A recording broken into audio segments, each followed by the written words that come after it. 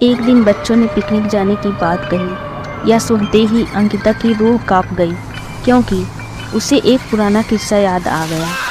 ये बात तब की है जब अंकिता 10वीं क्लास में पढ़ रही थी। एक दिन टीचर ने पिकनिक का प्लान बनाया था। अपने सभी दोस्तों के साथ अंकिता ने भी जाने के लिए हाँ कर दी। पिकनिक पर जाना था पावागढ़।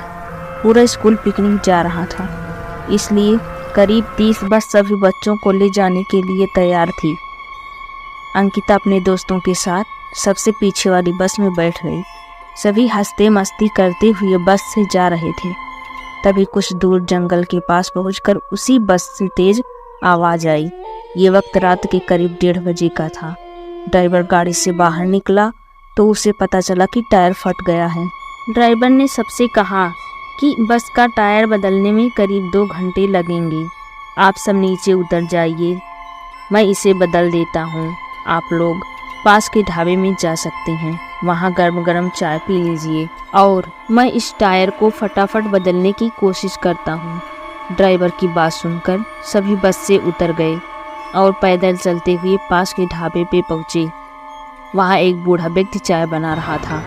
इतनी रात को ढाबा खुला हुआ और किसी इंसान को चाय बनाते देख सबको हैरानी हुई। उस बूढ़े इंसान ने कहा, आप सब चाय पी लीजिए, यहाँ अक्सर लोगों की गाड़ी खराब हो जाती है, इसलिए मैं भी अपना ढाबा हरदम खुला रखता हूँ। आप जैसे राहगीरों को कुछ मदद हो जाती है। उनकी बात सुनकर सबने चाय का ऑर्डर दिया।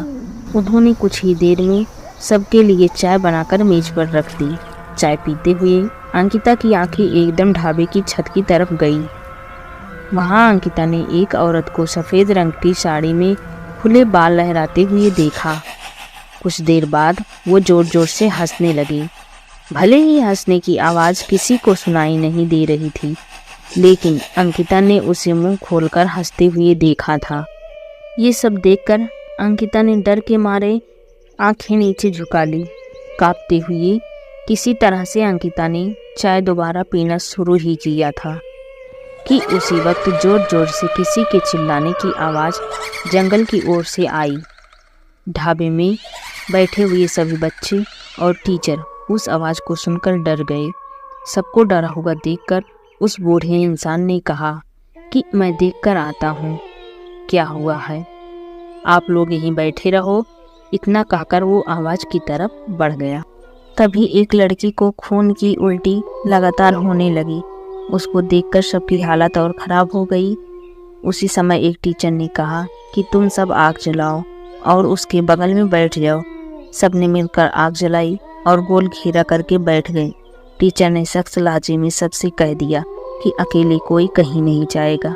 वैसे भी सब इतना डरे हुए थे कि अकेले कहीं जाने की हिम्मत हो नहीं रही थी। आग के पास बैठे बैठे 3 बज गए। तब कहीं जाकर वो बूढ़ा इंसान जंगल से लौटकर आया। उसने सबकी तरफ देखा और कहा कि उस चीख को सब भूल जाना, नहीं तो जीना मुश्किल हो जाएगा। इतना कहकर वो ढाबे के अंदर चला गया। तभी ड्राइवर भी टायर बदलकर बस लेकर ढाबे के पास पहुंचा। सभी लोग भगवान का नाम लेते हुए उस बस में बैठ गए। टीचर ने बस में बैठते ही सबको कहा कि कोई एक दूसरे से बात नहीं करेगा, सीधे सब सो जाओ। टीचर की बात मानकर सब चुपचाप बस में ही सो गए। उसके बाद पिकनिक स्टॉप पर पहुंचे और करीब 1 हफ्ते बाद घूमकर आ गए। पिकनिक में किसी ने दूसरे बस के बच्चों से उस रात के बारे में कुछ नहीं कहा, क्योंकि टीचर ने मना किया था। लेकिन पिकनिक से लौटते ही सबने अपने दोस्तों और दूसरी क्लास वालों को इस भूतिया घटना के बारे में बताया।